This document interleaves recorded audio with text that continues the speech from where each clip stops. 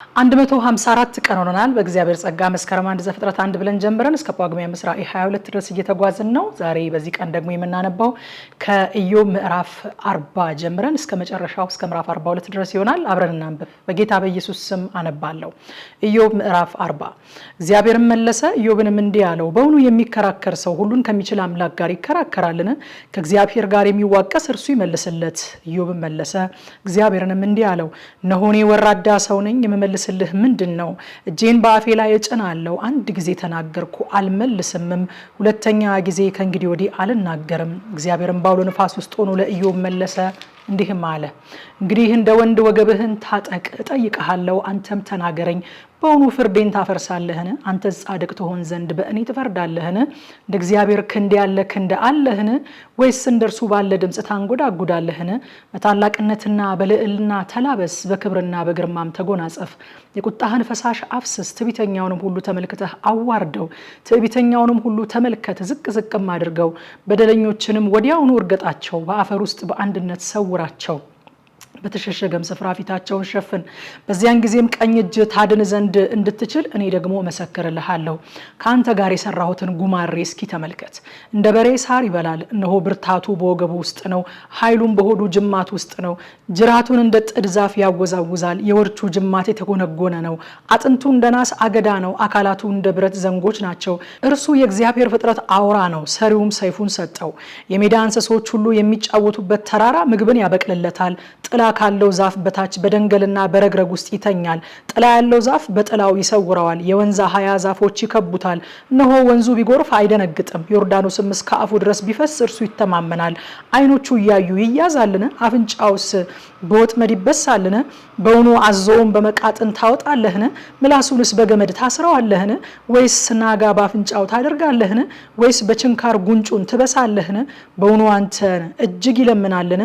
በጣፈጠስ ቃል ይናገርሃልን? በውኑ ካንተ ጋር ቃል ኪዳን ይገባልን? ወይስ ለዘላለም ባሪያ ታደርገዋለህን? ከወፍ ጋር እንደምትጫወት ከእርሱ ጋር ትጫወታለህን?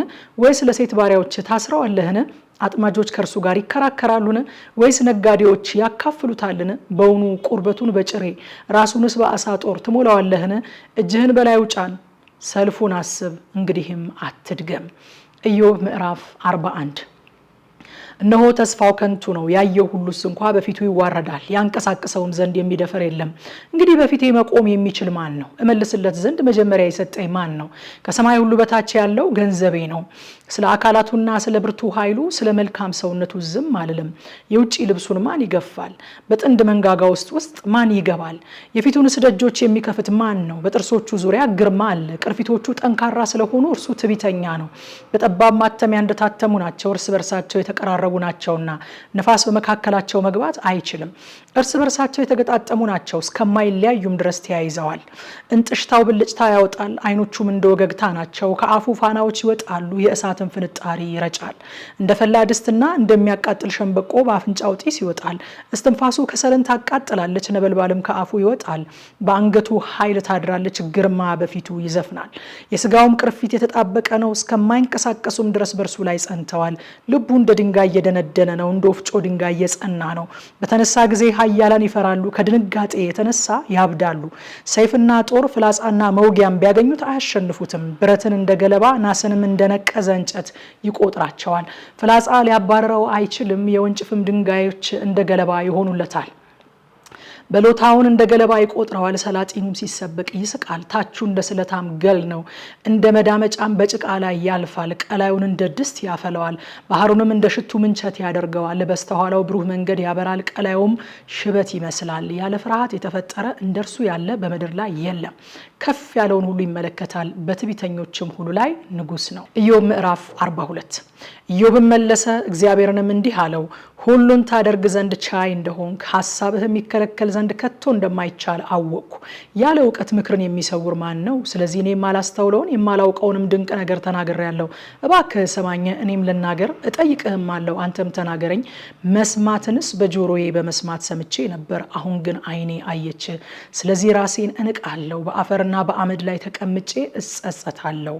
እግዚአብሔርም ይህንን ቃል ለኢዮብ ከተናገረ በኋላ እግዚአብሔር ቴማናዊውን ኤልፋዝን እንደ ባሪያዬ እንደ ኢዮብ ቅንን ነገር ስለኔ አልተናገራችሁምና ቁጣዬ ባንተና በሁለቱ ባልንጀሮችህ ላይ ነዷል። አሁን እንግዲህ 7 ወይፈኖችና 7 አውራ በጎች ይዛችሁ ወደ ባሪያዬ ወደ ኢዮብ ዘንድ ሂዱ። የሚቃጠልንም መስዋዕት ስለራሳችሁ አሳርጉ። ባሪያዬም ኢዮብ ስለእናንተ ይጸልያል። እኔም እንደ ስንፍናችሁ እንዳላደርግባችሁ ፊቱን እቀበላለሁ። እንደ ባሪያዬ እንደ ኢዮብ ቅን ነገር ስለኔ አልተናገራችሁምና። ቴማናዊው ኤልፋዝ፣ ሹሃዊው በልዳዶስ፣ ናዕማታዊው ሶፋርም ሄደው እግዚአብሔር እንዳዘዛቸው አደረጉ። እግዚአብሔርም የኢዮብን ፊት ተቀበለ። ኢዮብም ስለ ወዳጆቹ በጸለየ ጊዜ እግዚአብሔር ምርኮውን መለሰለት። እግዚአብሔርም ቀድሞ በነበረው ፈንታ 2 እጥፍ አድርጎ ለኢዮብ ሰጠው። ወንድሞቹና እህቶቹ ቀድሞ የሚያውቁት የነበሩ ሁሉ ወደ እርሱ መጡ። በቤቱም ከእርሱ ጋር እንጀራ በሉ፣ ስለ እርሱም አዘኑለት። እግዚአብሔርም ካመጣበት ክፉ ነገር ሁሉ አጽናኑት። እያንዳንዳቸውን ብርና የወርቅ ቀለበት ሰጡት። እግዚአብሔር ከፊተኛው ይልቅ የኋለኛውን ለኢዮብ ባረከ። 14000 በጎች፣ 6000 ግመሎች፣ 1000 ጥማድ በሬዎች፣ 1000 እንስት አህዮች ነበሩት። ደግሞም 7 ወንዶችና 3 ሴቶች ልጆች ሆኑለት። የመጀመሪያይቱንም ስም ይሚማ፣ የሁለተኛይቱን ስም ቃሲያ፣ የሶስተኛይቱም ስም አማልቶሲያ ቂራስ ብሎ ሰየማቸው። እንደ ኢዮብ ሴቶች ልጆች ያሉ የተዋቡ ሴቶች በአገሩ ሁሉ አልተገኙም። አባታቸውም ከወንድሞቻቸው ጋር ርስት ሰጣቸው። ከዚህም በኋላ ኢዮብ 140 ዓመት ኖረ። ልጆቹንና የልጅ ልጆቹን እስከ 4 ትውልድ ድረስ አየ። ኢዮብም ሸምግሎ እድሜም ጠግቦ ሞተ ይላል። የኢዮብ መጽሐፍን በዚህ ያጠናቀቅን። ማጠናቀቂያውን ደግሞ ከምሽቱ 3 ሰዓት በኢትዮጵያ ሰዓት አቆጣጠር በቲክቶክ እና በቴሌግራም ገጻችን ላይ በጥልቀት ስለምናጠና መጥታችሁ አብረን እናጥናላለሁኝ። ሻሎም